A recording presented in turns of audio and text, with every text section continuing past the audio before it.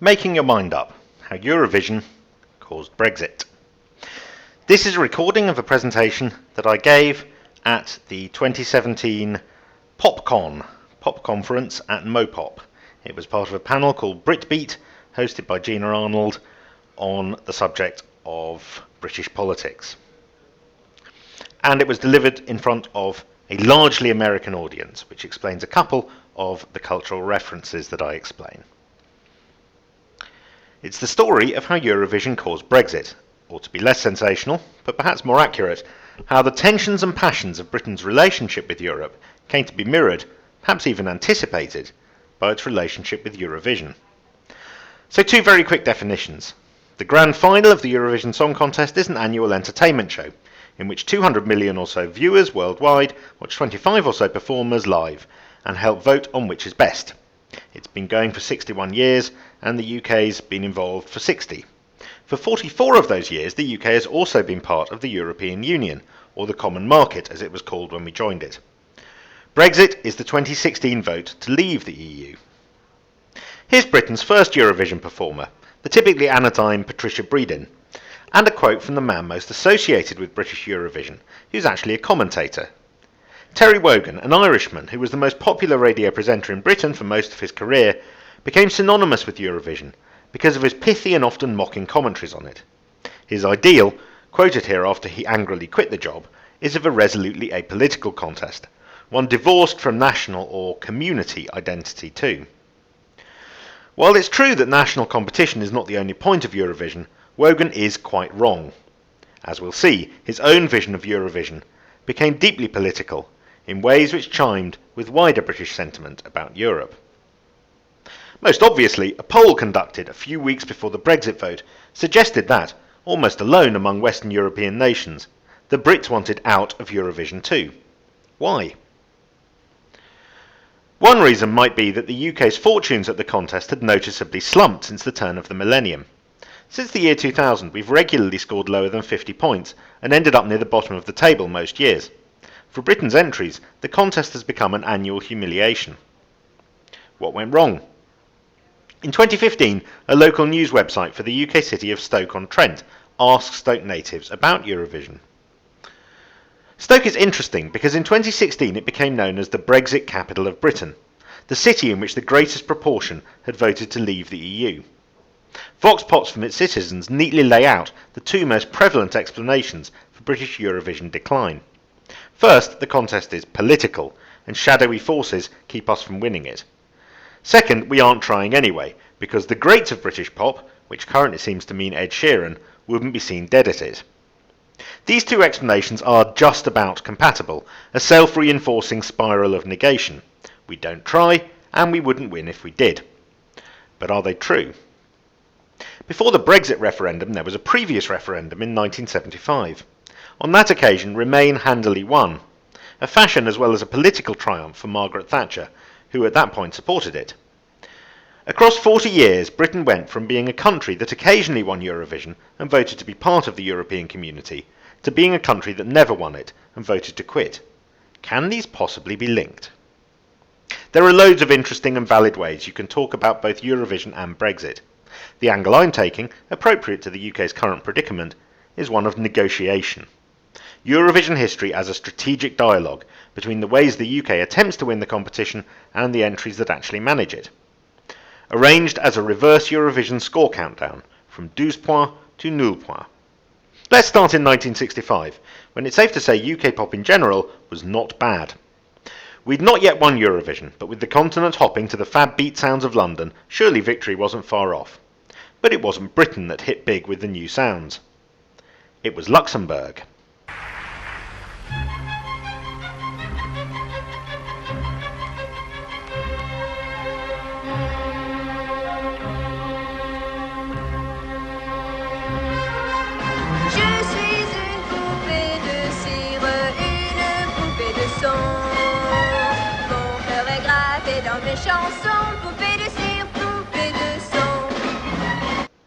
Poupée de cire, poupée de son translates as wax doll, sound doll. It's the first Eurovision winner to have much of a beat. It's also the first Eurovision winner to serve as an icy, ironic comment on the contest and its performers itself. It's like I see the world through rose-tinted glasses, sings Gall in this auto-critique of manufactured Europop. The mastermind behind the song was Gallic bad boy Serge Gainsbourg, who, typically, didn't bother to explain its double meaning to Gall. She described her Eurovision experience as a nightmare, and later disavowed her winning song. Her lover dumped her by phone for singing off-key, and the UK's furious entrant, Kathy Kirby, slapped her backstage when the results were announced. Which at least suggests that Britain at this point really wanted to win. Initially, though, they failed to absorb the lessons of Gall.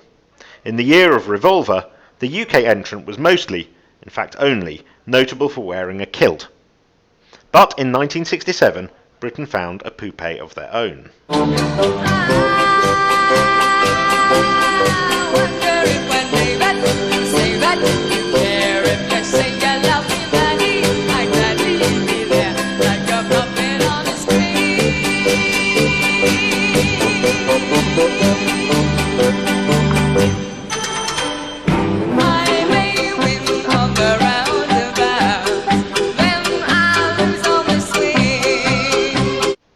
Britain's first winner was a bona fide Mersey-beat pop star who had something in common with France Gall. She loathed her winning song. Shaw objected to Puppet on a String's gross portrait of a love-struck, subservient, infantilized woman. She had a point. Gainsbourg was a manipulative creep, but he was at least more ambitious than the British songwriting teams, who looked at his winning song and decided to drop the meta-commentary and stick with the stuff about being a sexy toy. And it worked. So Britain returned to the well afterwards, with unpleasant numbers like 1971's Jack in the Box. This sets the tone for early UK Eurovision efforts. The contest has always been about imitating what works for other countries, but Britain have been copycats far more often than innovators. They were political latecomers too. In 1973, after several attempts, Prime Minister Ted Heath, the Mr. Heath of Beatles and Cheap Trick fame, finally took Britain into the common market, an occasion marked by commemorative stamps and the Fanfare for Europe concerts, seen here, Slade Rock for Ted. Heath had become a convert to European unity while observing the Spanish Civil War in the 30s. For him, this was a personal triumph more than a political one. He lost the next election anyway. For all the convincing margin of victory in the 1975 referendum, British voters were not, and probably were never, strongly Europhilic. And Slade might have celebrated joining, for a fee, but they weren't going to take glam rock to Eurovision itself. Fortunately, someone else did. Oh, and it's Napoleon. Napoleon, no wonder the song is called Waterloo. This is Sven Olaf Waldorf, who's really entered into the spirit of it all, dressed as Napoleon, waiting for Waterloo by ABBA for Sweden. Watch this one.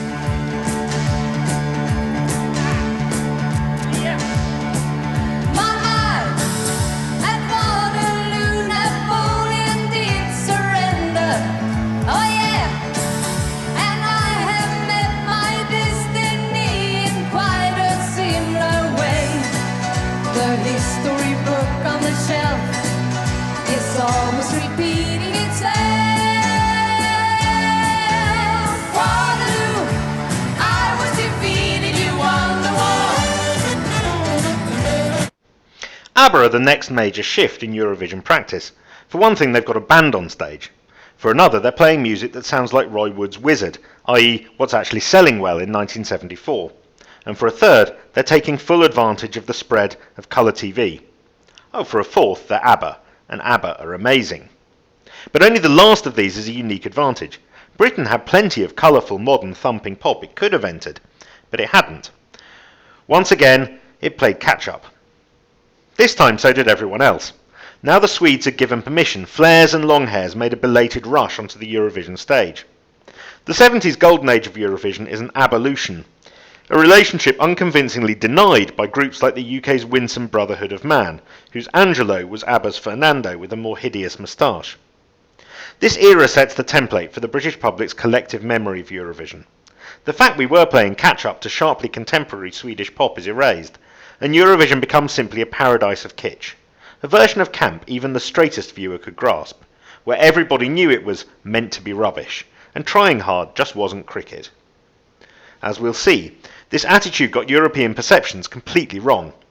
But first, it led to Britain's greatest triumph. Riding a short-lived rockabilly revival, the sock-hopping Bucks Fizz provided the UK's most enduring Eurovision moment.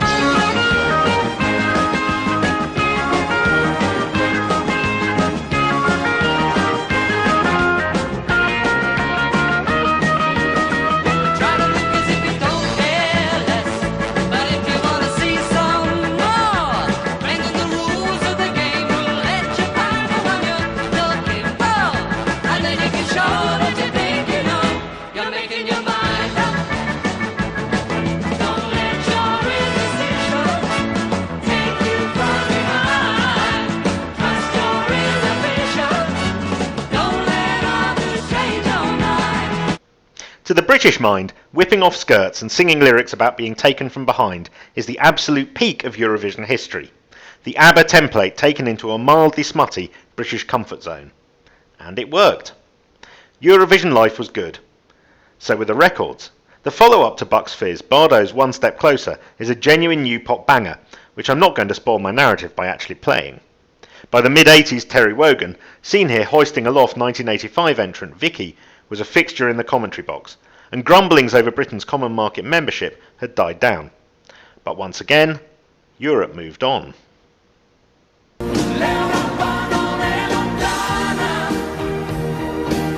C'è una canzone italiana per voi, insieme, unite tonight, Europe. Italy's 1990 win, a power ballad written in excited anticipation of a 260-page administrative treaty, was a reminder that the European cultural project and its political project were entwined. The title translates as Together 1992, and this is pure propaganda for the next planned stage in the Eurovision project, binding the continent together in an ever closer union.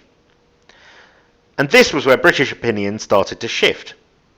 Not public opinion at first, which actually hit a peak of UK approval in the early 90s, but the right-wing press turned on the EU with a venom, turning EU President Jacques Delors into a hate figure with the notorious Up Yours Delors tabloid cover. Meanwhile, ludicrous Euromyths spread, like the idea, put about by one Boris Johnson, that the EU was going to ban bendy bananas. On the right of the weakened Tory government, heretic whispers spread. Might Britain not be better off out? But what impact did this have on the UK's strategy at Eurovision? The mid-90s saw a string of Irish wins which happily revelled in local cliché. Britain also, finally and gingerly, started to embrace what made its musical traditions unique in Europe. The transatlantic trade routes, which had brought African-American musics and records to receptive British ears. The results were, of course, excruciating.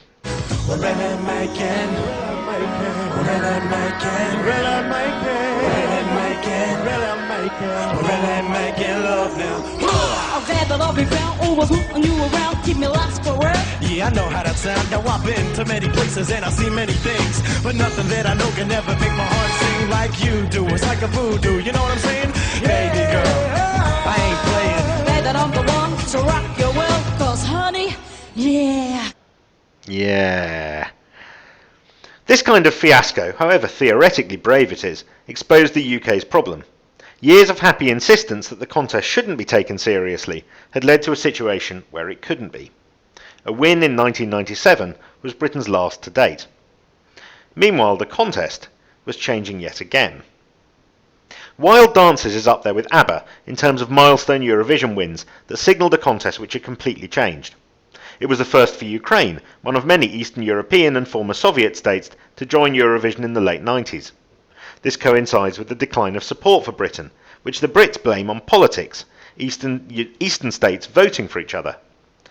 But one look at Wild Dances shows how absurdly incomplete this is.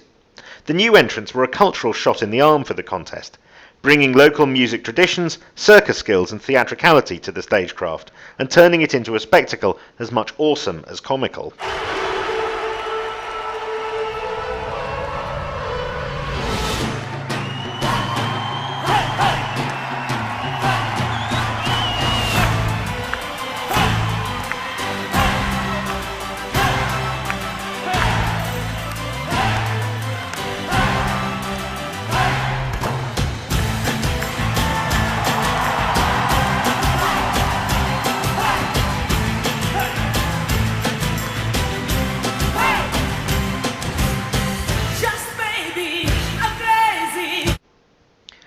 The eastward expansion of Eurovision coincided with the expansion of the EU itself, which brought rapid and visible change to Britain, a wave of Eastern European workers, particularly Poles, which prompted an answering wave of local businesses catering to them.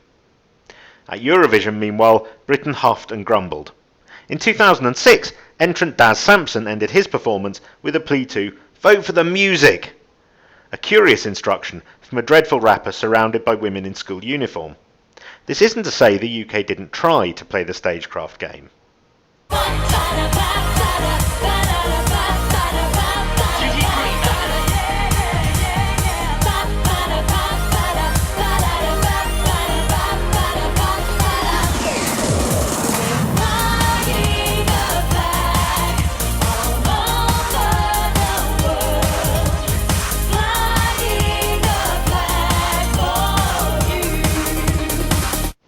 This extraordinary nightmare of corporate nationalism came with pandering lyrics, with shout-outs to as many European destinations as possible. If it looks like a BA advert, that's because it was one. The flying the flag refrain was a straight lift from a 70s jingle. Here you can see the UK attempting to do something spectacular, but unable to let go of its ABBA and Bucks Fizz fixation. The disconnect between what Brits thought Eurovision should be all about and what it increasingly was led to conspiracy theories. The obvious cultural shift was completely ignored in favour of allegations of block voting and fixing. But the conspiracies didn't answer one simple question. Why the fuck would anyone from Belgrade or Kiev want to vote for Scooch? The cultural gap had turned into a musical gap. The same year as Flying the Flag, Maria Sarifovic won for Serbia with this.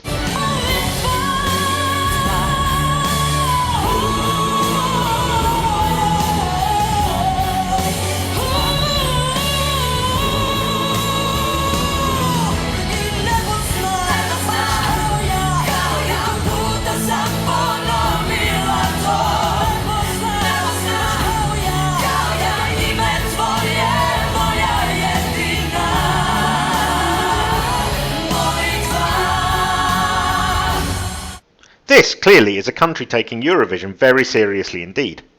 It's also, equally clearly, a musical tradition that does not give half a shit about ABBA. The next year brought the crisis. Britain's entry, a soul ballad by a reality TV show performer, Andy Abraham, did as poorly as ever. The winner, Russia's Dima Bilan, was another passionate balladeer, backed by a wild, sawing violin. Wogan had seen enough. He quit and called Eurovision out for racism. Given the abuse faced by a variety of black contestants in local heats over the years, this is a hard charge to deny in general. Eurovision does have big racial problems. But the country best placed to do something about that, with its hybrid pop traditions blending musical theatre and African American imports, was Britain, had always been Britain. But for almost 50 years, it had generally avoided the issue. Wogan's gloomy diagnosis, that Britain couldn't possibly win, found acceptance. But it still tried to play the old imitation game, dredging up any star who would take the job and giving them a chest-beating ballad. Well, that's all fine if that's how you want it to be. But if you're feeling alone and afraid and you can't breathe, believe in me. Yeah. It's obvious our hearts aren't in it. This is painful, confused stuff.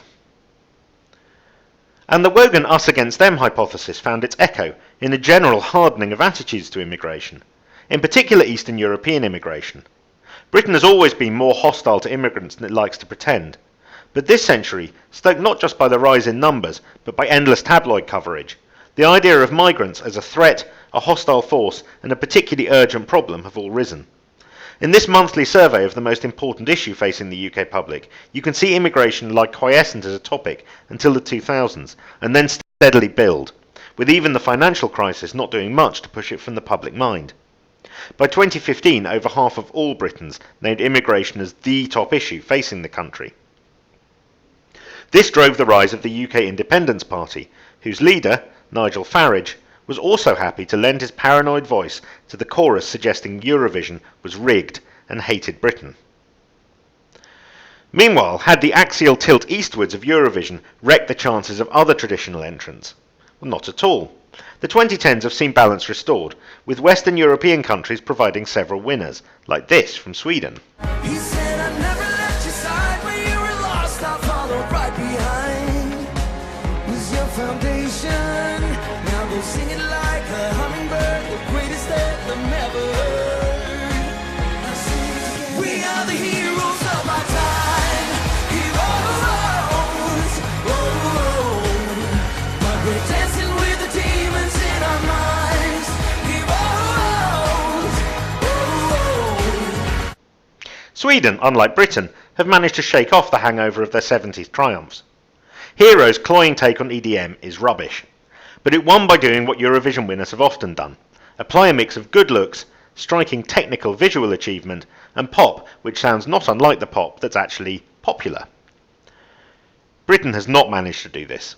It's always approached its Eurovision duties with a combination of desperate imitation and lofty condescension. Just as with its EU membership, there's grumblings over how much it pays and a sense that it's doing the continent a favour by taking part. For a while in the 70s and 80s, the UK got away with it, but the eastward expansion of both Song Contest and EU exposed its strategies as bankrupt. Did Eurovision cause Brexit? Not directly. It wasn't a fit of pique that the continent rejected Bonnie Tyler that drove us to vote leave. But in the sense of a missed opportunity, yes. The survey I kicked off with, showing Britons wanting out of the Song Contest, also asked people in different countries why they watch Eurovision. In Britain, almost half of us say it's because of the amusing commentary, or to laugh at it. But nowhere else in Europe do those combined reasons rise above 20%. The complacent assumption that everybody knows it's rubbish is simply not true. In the rest of Europe, they like the performances. They like the chance to see what other cultures can do. Sometimes they even like the music. And this is the tragedy of Eurovision and Brexit. The Remain campaign lost, partly because it was never able to tap into a positive reserve of European sentiment. It simply couldn't find an emotional space in which Britain liked Europe. In the rest of the continent, Eurovision, for all its flaws, helps provide that space and that openness. But in Britain, as former ESC director Bjorn Eriksson put it, it's something to laugh at. It's something continental. It's a scam. Just like Europe itself. And so we voted to go it alone. And now they get the chance to laugh at us. The end.